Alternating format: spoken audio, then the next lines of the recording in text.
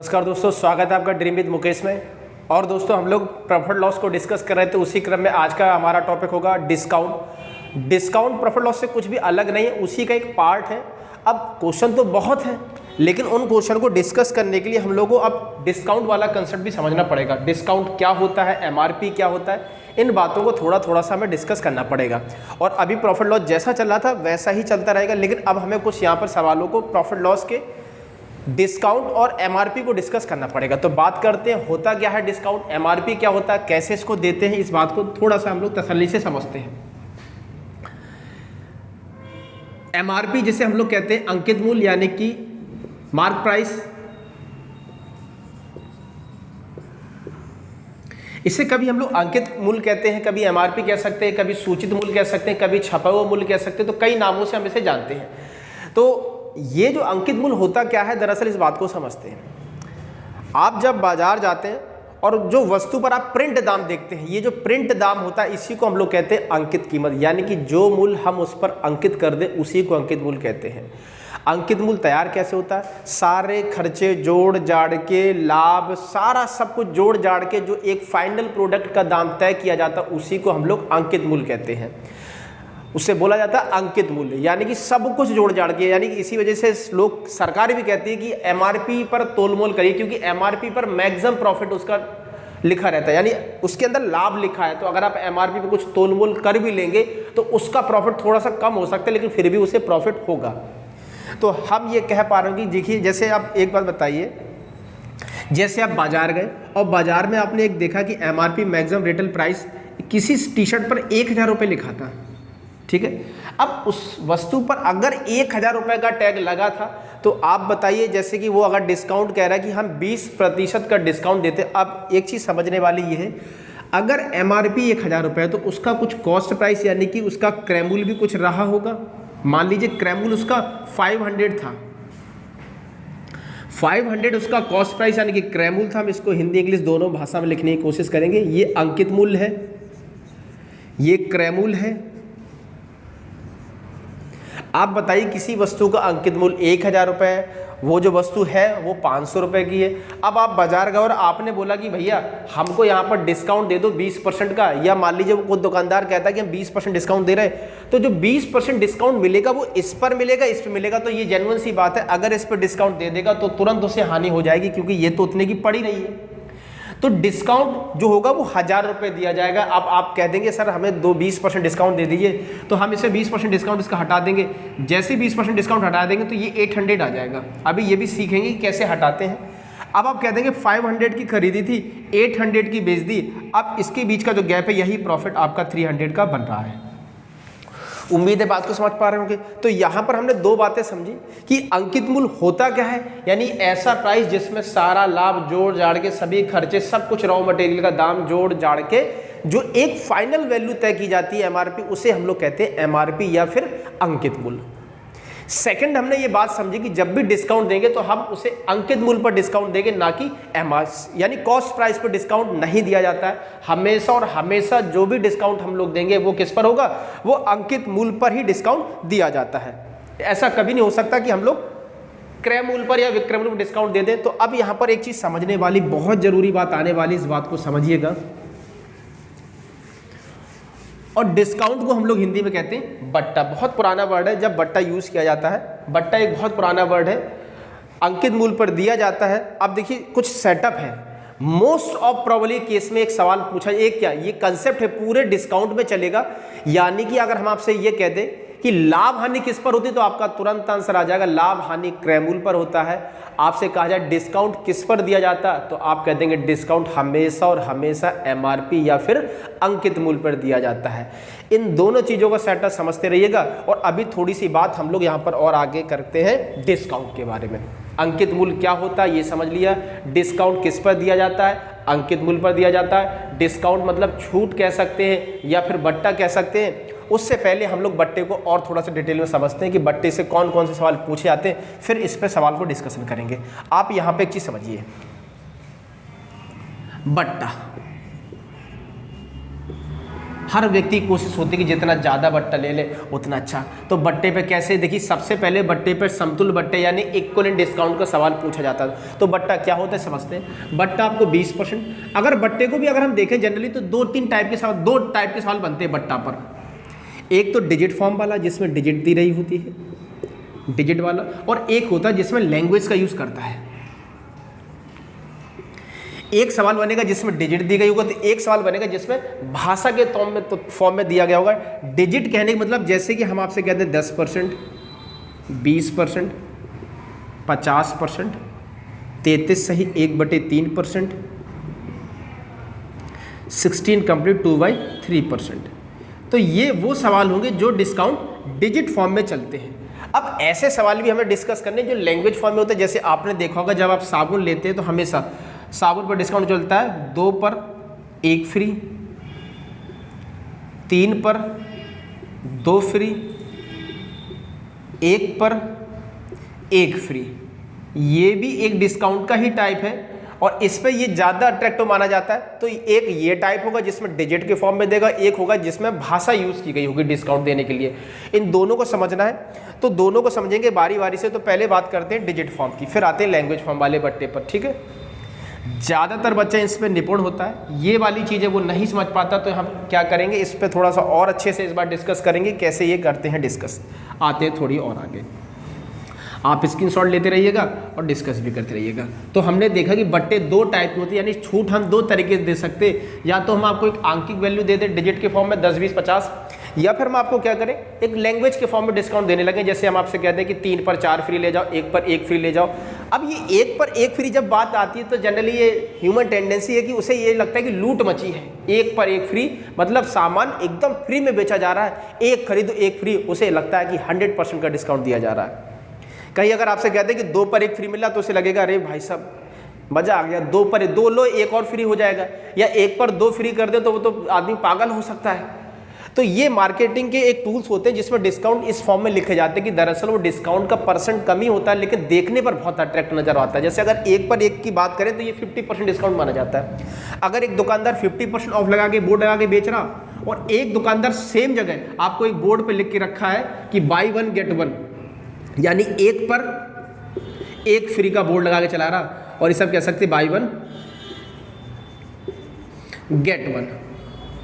तो निश्चित तौर पे आप देखेंगे साइकोलॉजी ये कहती है कि लोग इसके यहाँ थोड़ा सा कम जाएंगे, इसके यहाँ खूब चले जाएंगे, क्योंकि इस बट्टे को वो 100% की तरह कंसीडर कर रहे हैं। वो कह रहे हैं 1 पर 1 फ्री मिल रहा है यानी 100% डिस्काउंट चल रहा है, जबकि ये सेम डिस्काउंट है। ये दोनों ही सेम डिस्काउंट है। अभी इस बात को डिटेल से चर्चा करेंगे ये दोनों सेम कैसे हैं और इसमें क्या क्या आइडियोलॉजी काम करती है। दरअसल ये दोनों सेम है लेकिन दुकान की भीड़ जो लगेगी इसके यहाँ पे लगेगी। तो ये क्या है मार्केटिंग टूल्स होते हैं कि भाषा वाले जब, लेकिन अगर आप पेपर में देखा जाए तो भाषा वाले सवाल थोड़ी से कम यानी कि ना के बराबर पूछे जाते हैं। ये सवाल खूब पूछे जाते हैं, लेकिन आने वाले समय में जब कंपटीशन बढ़ रहा है आप देख रहे हैं हर तरीके से, तो ये वाले सवाल पूछे जा सकते हैं। तो आप इस टाइप के सवालों को भी और इस टाइप के सवालों को, दोनों प्रकार के सवालों को तैयार रखेंगे।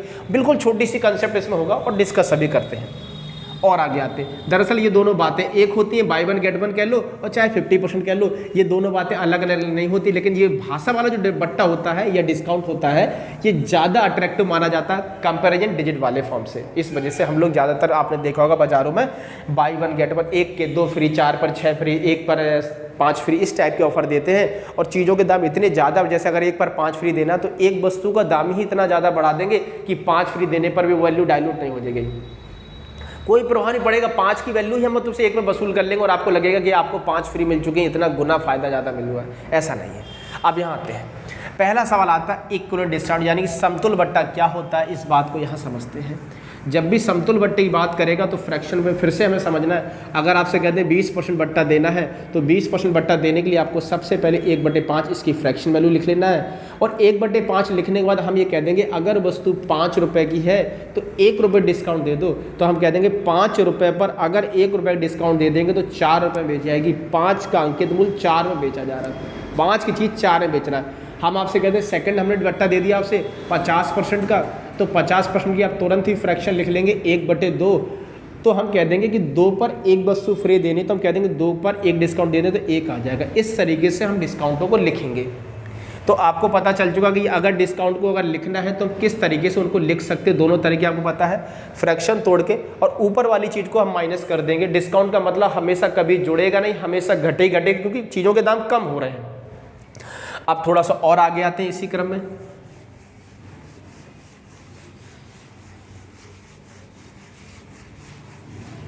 अब पहला सवाल जो इससे पूछा जाता है वो समतुल्य बट्टे का सवाल आता है। कैसे हम लोग इक्विवेलेंट डिस्काउंट को पता करते हैं, इस बात को समझते हैं। इक्विवेलेंट डिस्काउंट कहने का मतलब ऐसा होगा, या समतुल्य का मतलब ये होता है, अगर आपको 3 बट्टे दे दिया, जैसे कि हम आपसे कह दें कि एक बट्टा हमने आपको 20% का दे दिया, दूसरा बट्टा हम आपको 50% दे दें, और तीसरा बट्टा हम आपको दे दें 10% का, और हम आपसे कहते हैं बताइए वो कौन सा एक हैवी बट्टा होगा जो इन तीनों के बराबर वैल्यू रखता हो। तो हम कहते हैं इन तीनों के बराबर अगर वैल्यू रख रहा तो हम कह देंगे जो एक बड़ा वैल्यू आएगा उसे हम कहेंगे ये और ये आपस में कैसे समतुल्य, समान वैल्यू रखना। तुल्य मतलब क्या, इक्विवेलेंट रखना। तो हम कह देंगे इसके समान जो तुल्य होगा उसे हम कह देंगे वो क्या होगा, समतुल्य बट्टा कहलाता है। तो समतुल्य बट्टे का मतलब यही होता है कि 2 या 3 टाइप के बट्टे ना देकर हम एक बड़ा बट्टा दे दें जो इन तीनों के बराबर वैल्यू रखे, उसी को हम लोग कहते हैं समतुल्य बट्टा। अब थोड़ा सा और इसके अंदर चलते हैं हम लोग क्रम वाइज से।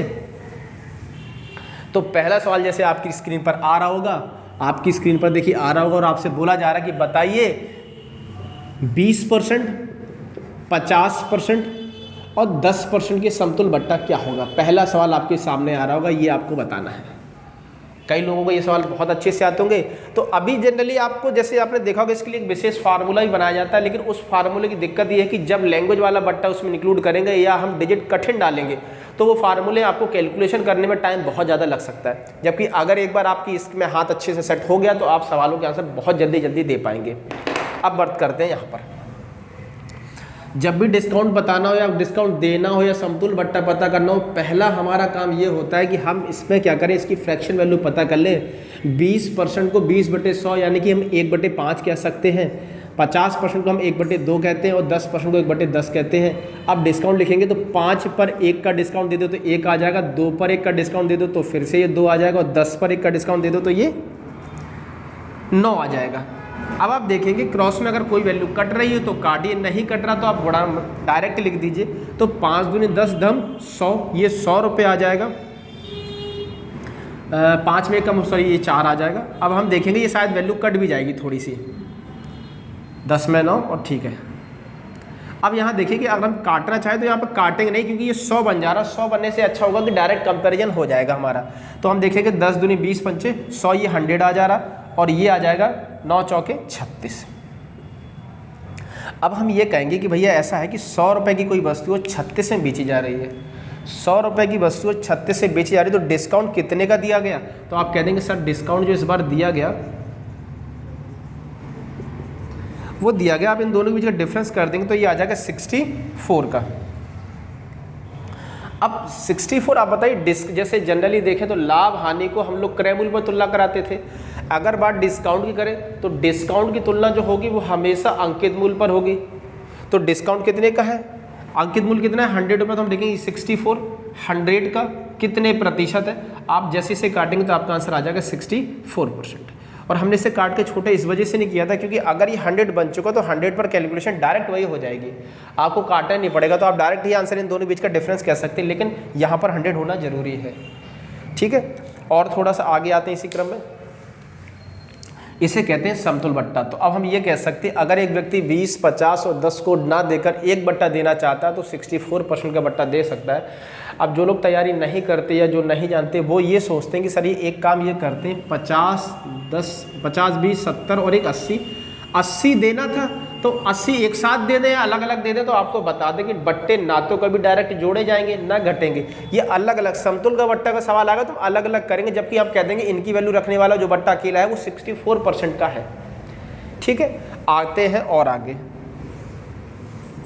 तो आपने एक एक करके कई चीज़ों को समझ रहे हैं। अंकित मूल्य क्या होता है, आप कह दें अंकित मूल्य ऐसा दाम होता है सारे खर्चे जोड़ जाड़ के जो मूल्य तैयार किया जाता है उसी को अंकित मूल्य कहते हैं। बट्टा हमेशा अंकित मूल्य पे दिया जाता है। बट्टे का मतलब होता है छूट देना, और छूट देने के बाद हमने देखा जब भी हम अंकित मूल्य पर डिस्काउंट देते हैं तो अभी इस बात को डिस्कस भी करेंगे। फिर हमने ये समझा कि समतुल्य बट्टा क्या होता है, तो आपको पता है 2-3 डिफरेंट टाइप के बट्टे ना देकर आपको अकेला एक बड़ा सा बट्टा दे दिया है तो उसे हम लोग कहते हैं समतुल बट्टा, ठीक है, समतुल बट्टा का इक्विवेलेंट मतलब। अब आते हैं और सवालों पर। जैसा कि आपकी स्क्रीन पर एक सवाल आ रहा, आपको बताना 33 सही 1, बड़ा बड़ा लिख दें, 33 सही 1/3%। दूसरा आपसे कह रहा 25%, और फिर कह रहा कि 66 सही 2/3% के समतुल एक अकेला बट्टा कौन सा होगा। अब जो व्यक्ति फार्मूले से करेंगे उनकी कैलकुलेशन यहाँ पर फंस जाएगी, क्योंकि फार्मूले की बेस पर आप इन सवालों को नहीं कर पाएंगे, इतनी ज़्यादा कैलकुलेशन हो जाएगी ना, आप इसे 100 से कंपेयर करा के कर सकते।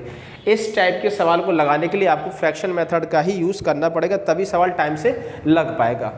तो बात करते हैं इसकी। 33 सही 1/3% को हम लोग 1/3 कहते हैं, तो हम ये कह देंगे कि 3 पर 1 का डिस्काउंट दे दें तो ये 2 रुपये आ जाएगा। 25% मतलब 1/4 होगा, तो 4 पर अगर 1 का डिस्काउंट दे दें तो ये कितना आ जाएगा, 3 रुपये आ जाएगा। और 66 सही 2/3 की फ्रैक्शन बनती है 2/3। तो अगर 3 पर 2 रुपये का डिस्काउंट ऑफ कर दें तो कितना आ जाएगा, 1 रुपये। ऊपर वाली वैल्यू को माइनस कर देना है। उम्मीद है समझ में आ रही होगी बात।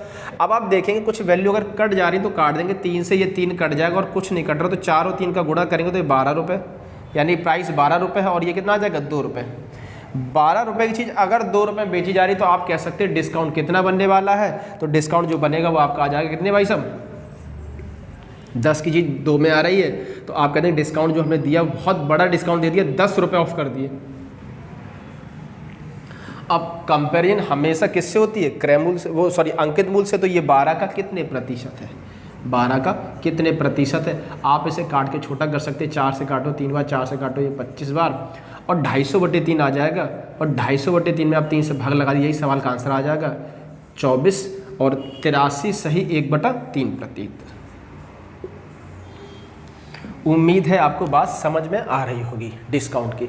अब देखिए, अगर ये चीज़ आपको मन में याद हो जाए फ्रैक्शन वैल्यू, हम आपको बता दें कि क्वांट सेक्शन में फ्रैक्शन का बहुत बड़ा यूज़ है।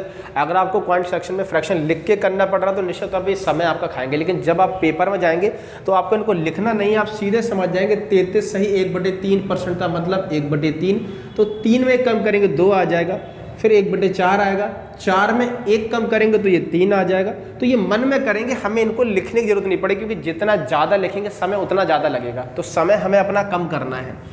एक और लिखेंगे सवाल,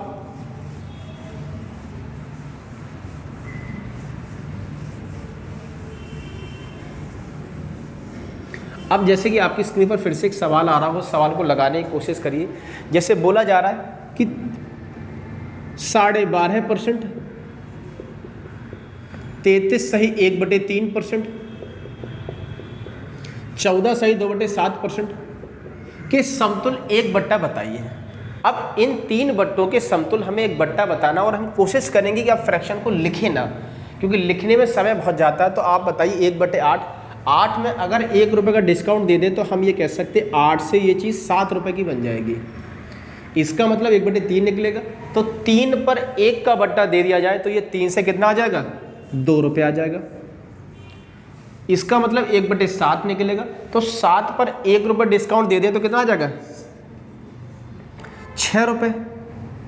अब इनको आप कैलकुलेट करा लीजिए, और इनकी फ्रैक्शन अगर किसी को डाउट हो तो हम लिख दे रहे हैं 1/3, और ये 1/8, ठीक है। 8 पे 1 कम किया 7, 3 में 1 कम किया 2, 7 में 1 कम किया तो 6।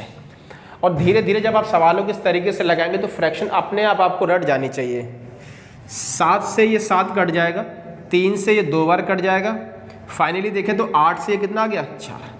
जब दाम आधा हो जाए तो आप ये कह सकते हैं, आधा होने का मतलब समझ जाएंगे कि डिस्काउंट 50% का हमने दे दिया। किसी चीज़ का दाम जितना है उसका आधे पे दे दो तो आप सीधे कहेंगे कि 50% ऑफ दे दिया। 8 की चीज़ 4 में आ रही है तो आप कह सकते हैं डिस्काउंट परसेंट पता करना है बट्टा, तो 4 रुपये का ऑफ है, ये 4 8 का कितने प्रतिशत है। जैसे आप इसे काटेंगे तो ये आ जाएगा 50% का डिस्काउंट होगा। तो ये बात हमने समझी, कोई दिक्कत नहीं इस टाइप के सवाल में। अब दिक्कत तब आएगी जैसे इसको हम साफ कर दे रहे हैं। अब आप किताब को निकालिए और किताब में जितने भी सवाल इस टाइप के दे रखे हो बट्टे के, जिसमें समतुल बट्टे की डिमांड की जा रही हो, अभी आप कोई सवाल और नहीं लगा पाएंगे, सिर्फ और सिर्फ एक ये सवाल लगा पाएंगे कि अगर आपको 2 3 4 5 जितने बट्टे देना हो दे दीजिए। उसके बाद अगर आपसे समतुल बट्टे की बात पूछ लें तो बड़े ही सहज रूप से आप सवाल का आंसर दे पाएंगे।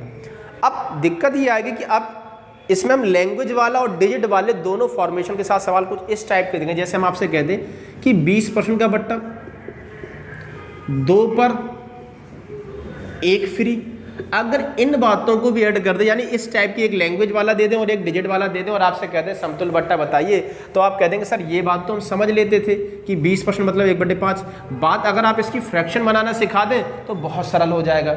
अगर फ्रैक्शन बनाना सीख ले तो इसकी फ्रैक्शन पता है, 5 पर 1 कम कर देंगे, इसकी फ्रैक्शन पता लग जाए, उस पर ऊपर वाला माइनस कर देंगे। तो अब बात करते हैं इस टाइप की फ्रैक्शन को कि डिजिट वाली फ्रैक्शन को कैसे हम लोग ठीक करते हैं और कैसे उसकी फ्रैक्शन बनाएं। और चैलेंज होगा वो फ्रैक्शन बनाने का ही होगा, क्योंकि अगर फ्रैक्शन आपने बना ली तो सवाल भी सॉल्व हो जाएगा। अब यहां देखिए, तो हम आपको 2-3 आर्टिकल लिख रहे हैं। जैसे हम आपसे कहते हैं 1 पर 1 फ्री, हम कहते हैं इस पर 2 पर 1 फ्री, 5 पर 3 फ्री। अगर इस टाइप की डिजिट कभी मिलती हैं तो हम उन्हें प्रतिशत में नहीं कन्वर्ट कराएंगे, हम उनकी फ्रैक्शन लिखने की कोशिश करेंगे कि इनकी फ्रैक्शनों को कैसे लिखा जाए। बहुत गौर से समझना बहुत ज़रूरी बात है, क्योंकि आप सवालों में बीच बीच में हम ऐसे ही सवाल दे देंगे कि बताइए एक व्यक्ति एक पेटी साबुन को 300 रुपये में खरीदता है, यदि वह 20% बट्टा और 3 पर 1 फ्री का डिस्काउंट चाहता है तो कितने रुपए में उसे बेचा जाए। तो इस टाइप के सवाल अभी बहुत मिलेंगे। तो जब तक आपको इस टाइप का सवाल करना नहीं आएगा तो आपको बीच बीच सवाल में हम आपको कैलकुलेशन में फंसा देंगे। समझिए इस टाइप के सवाल को कैसे सॉल्व करते हैं। जब भी देखिए बात की जाए 1 पर 1 फ्री की, तो हम ये कह देंगे कि फाइनली जो हमने सामान खरीदा तो हमें वस्तु कितनी फ्री मिली। तो आप कह देंगे 1 फ्री मिली है, और 1 फ्री तब मिली जब टोटल आर्टिकल हमने एक ये खरीदा और एक ये खरीदा। तो हम कह देंगे 2 खरीद पर 1 फ्री दिया है, 2 खरीद पर 1 दिया है, यानी कि जो डिनोमिनेटर में लिखा जाएगा वो हमेशा और हमेशा सम होगा दोनों चीज़ों का, इन दोनों का सम करने पर, और फ्री जो आर्टिकल होगा उसको ऊपर लिख देंगे। अगर जैसे इसे बताना हो तो हम कह देंगे 1 फ्री मिली है कब, जब टोटल हमने 1 ये और 2 ये टोटल 3 खरीदे, देन ये ऐसा हुआ। अब जैसे अगर आपको पता होगा जब किसी भी नंबर की फ्रैक्शन को अगर हमें परसेंट में बदलना हो तो हम लोग 100 से गुणा कर देते हैं। इसमें 100 से गुणा कर देंगे तो ये 50% निकल के आ जाएगा। इसमें 100 से गुणा कर दें ये 33.33 आ जाएगा। इसमें पता कर दें ये कितने % डिस्काउंट है, तो आप देखेंगे 3 फ्री कब मिली, जब टोटल आपने 8 आर्टिकल खरीद लिए। इसमें गुणा कर देंगे 100 से, तो हम सवाल का आंसर बता सकते हैं। अब आप यहाँ थोड़ा सा और देखना शुरू करिए। जब ये हमने फ्रैक्शन में बदल ली है, इनको फ्रैक्शन में बदल लिया है, तो अब बस काम इतना बचा है कि अब इनको डिस्काउंट के फॉर्म में और सजा दें। जैसे 2 पर 1 डिस्काउंट दे दें तो हम ये कह सकते हैं ये आ जाएगा 2 से 1 आ जाएगा। 3 पर 1 डिस्काउंट दे दें 3 से ये 2 आ जाएगा। और अगर कह दें 8 पर 3 है तो 8 में 3 की छूट कर दें तो ये कितना आ जाएगा, 5 आ जाएगा। तो पहला हमारा टारगेट ये होना चाहिए कि कैसे इसे फ्रैक्शन में लिखते हैं, और फ्रैक्शन में अगर लिख लें तो हम तुरंत उसे इस फॉर्म में सजाना पहले से जानते हैं। अब एक ऐसा सवाल लिखेंगे जिसमें इस टाइप की भाषा और एक डिजिट वाले फॉर्म दोनों को कोलैबोरेट करके कैसे एक सवाल छोटा सा बनाया जा सकता है उसको डिस्कस करते हैं। उम्मीद है ये बात समझ आ जाएगी। और अगर आपको इसका कोई विशेष फार्मूला या लिखने याद करने के लिए लिखना हो तो आप इस तरीके से लिख सकते हैं कि फ्री आर्टिकल अगर हमें लैंग्वेज को फॉर्म में दे रखा और फ्रैक्शन बनाना है तो हम ये कह सकते हैं कि जितने फ्री आर्टिकल हैं उनको लिख लीजिए और नीचे आ जाएगा अपन total article, free upon total कर देंगे। तो ऐसा करने पर आप फ्रैक्शन वैल्यू बता सकते हैं डिस्काउंट की, कि डिस्काउंट जो हमें दे रहा है वो कितने फ्रैक्शन का। फ्री अपॉन टोटल, 4 फ्री है, टोटल आपने 12 खरीदे तो 4/12 कर देंगे, तो आप कह सकते हैं हाँ ये बात सही आ जाएगी फ्रैक्शन के फॉर्म में। अब और आते हैं, अब हम ऐसा एक सवाल लिख रहे हैं, आपकी स्क्रीन पे भी देखिए एक सवाल आ रहा होगा और उसमें आपको डिस्काउंट बताना है, समतुल्य बताना है। पुराना सवाल है लेकिन समतुल्य, बस खाली इस बार चेंज इतना सा है कि हमने एक फ्रैक्शन का भी यूज़ किया है। जैसे हम आपसे कह दें कि 20%, सवाल भी आ रहा है आपके सामने, और 2 पर 1 फ्री। पहले एक छोटा सवाल लिखेंगे, 2 पर 1 फ्री है और आपको समतुल्य बट्टा बताना है। आप कह देंगे सर 20% को तोड़ना तो हम पहले से जानते थे 1/5, और ये बात जस्ट अभी सीखी है कि इसकी फ्रैक्शन वैल्यू बनाने के लिए हम कह सकते हैं 1 फ्री मिल रहा जब टोटल 2 और 1 3 खरीदे। अब दोनों ही नंबर की फ्रैक्शन वैल्यू हमें पता चल चुकी है। अब डिस्काउंट हम लोग जैसे दे देते वैसे दे देंगे। 5 पर 1 का डिस्काउंट दे दें तो 5 से कितना हो जाएगा, 4 हो जाएगा, और 3 पर 1 का डिस्काउंट दे दें तो कितना हो जाएगा, 2 हो जाएगा। 15 रुपये में खरीदा और बेच कितने में दे रहे हैं हम भैया इसको, 8 रुपये में। 15 चीज़ की खरीदी हुई चीज़ अगर 8 रुपये में बेच दे रहे हैं तो आप डिस्काउंट दे रहे हैं वो है 7 रुपीज़ का, 7 रुपये का डिस्काउंट दे रहे हैं। और डिस्काउंट को तुलना किससे कराते हैं, हमेशा और हमेशा एमआरपी, तो ये एमआरपी ही आता है सेक्शन निकल के यहाँ से, तो ये 15 आ जाएगा इंटू बाई 100 यहाँ पर कर देंगे। हम इसे 5 से काट कर छोटा कर सकते हैं, तो ये 20 आ जाएगा, ये 3 आ जाएगा, 140/3 कर देंगे और सवाल में यही हम इसे काट देंगे। और 46 कंप्लीट 2/3%। तो अब हम ये चीज़ सीख चुके हैं कि अगर आपको लैंग्वेज और डिजिट फॉर्म दोनों ही दे दे तो बस एक काम ये रह जाता है कि इसकी फ्रैक्शन वैल्यू लिखने की जरूरत पड़ती है कि इसकी फ्रैक्शन वैल्यू को कैसे लिखेंगे। और जब ये लिख जाती है तो बात सरल हो जाती है, फिर पुराने वाले पैटर्न पे ही सवाल हम लगा देते हैं। ठीक है, आते हैं और आगे।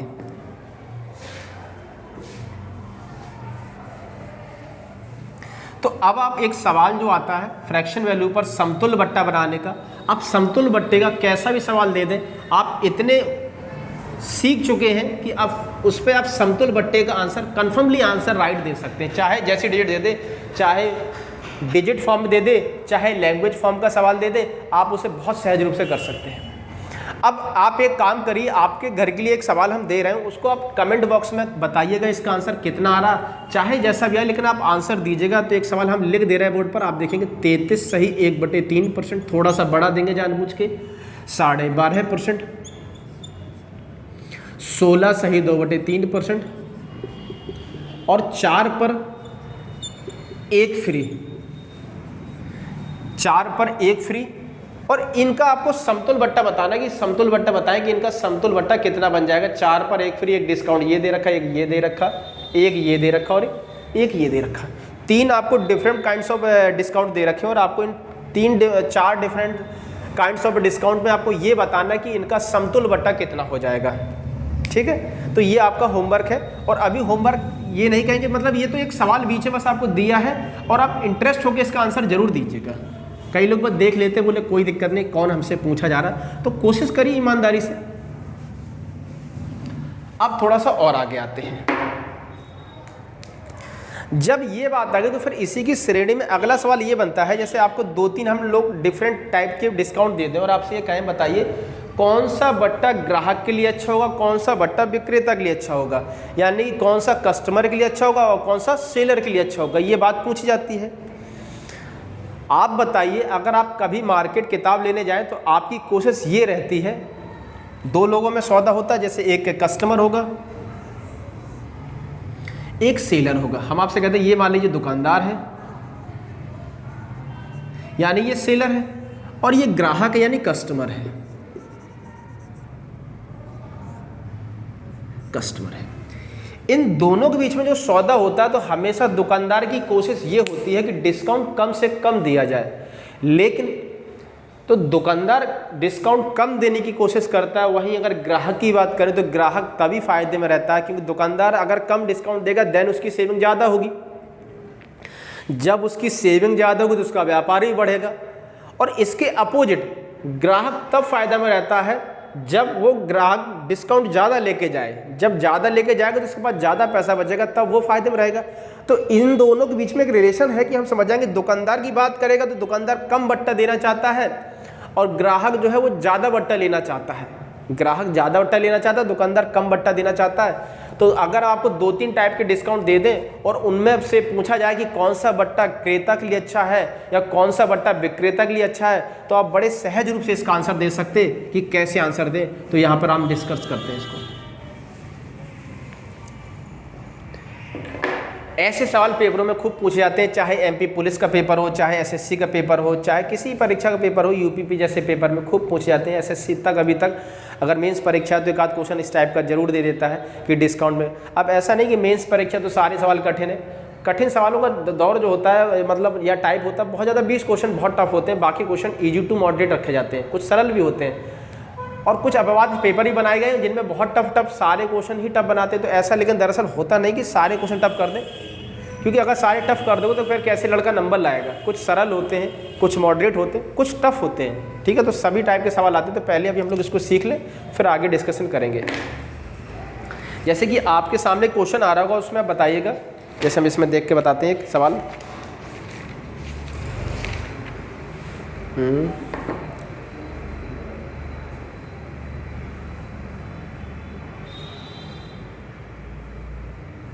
हाँ,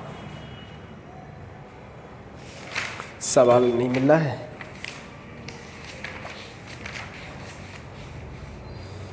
जैसे ये देख लीजिए सवाल। देखिए ये सवाल एमपी पुलिस साल 2017 का सवाल है और आपकी स्क्रीन पे भी आ रहा होगा।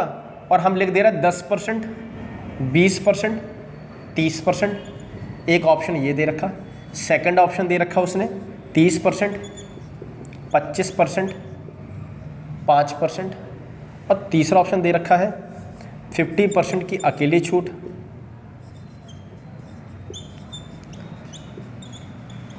और चौथा ऑप्शन आपको दे रहा है सभी समान है, सभी समान। अब जैसा आप ये सवाल देख रहे हैं, ये सवाल पूछा जाता है। अब आपसे इसे पूछ लेगा, बताइए इन चार में से कौन सा बट्टा क्रेता के लिए सबसे अच्छा होगा। अब बताइए क्रेता के लिए हमने आपको जस्ट अभी सिखाया कि क्रेता के लिए वो बट्टा सबसे अच्छा होता है। और जनरली आप देखेंगे तो इन सबका जो सम होगा वो इक्वल होगा,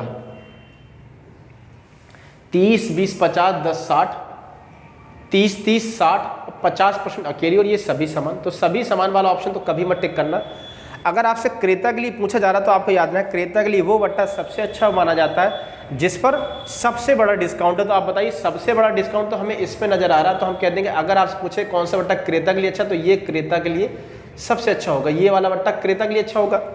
अगर बात इसकी अपोजिट पूछ लिया है कि बताइए कौन सा बट्टा विक्रेता के लिए अच्छा होगा, तो इन सब में जो सबसे कम पहली वाली कैटेगरी का सबसे कम होगा, हम बता सकते हैं वो बट्टा सबसे ज्यादा ये विक्रेता के लिए अच्छा होगा, क्योंकि इसमें उसे डिस्काउंट कम देना पड़ेगा।